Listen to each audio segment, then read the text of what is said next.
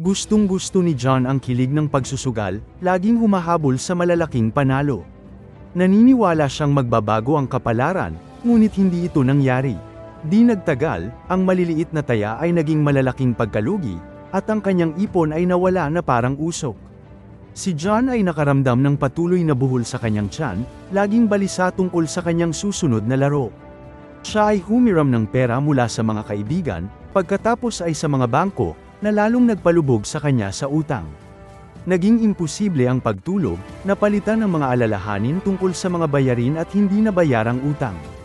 Nagmamadali ang kanyang isip, puno ng mga iniisip kung paano mabawi ang nawala. Ang walang katapusang siklo na ito ng pag-asa at kawalan ng pag-asa ay nagnakaw ng kanyang kagalakan at kapayapaan. Isang araw, labis na nalilito, wala siyang nakitang paraan para makawala at nakaramdam siya ng lubos na kalungkutan.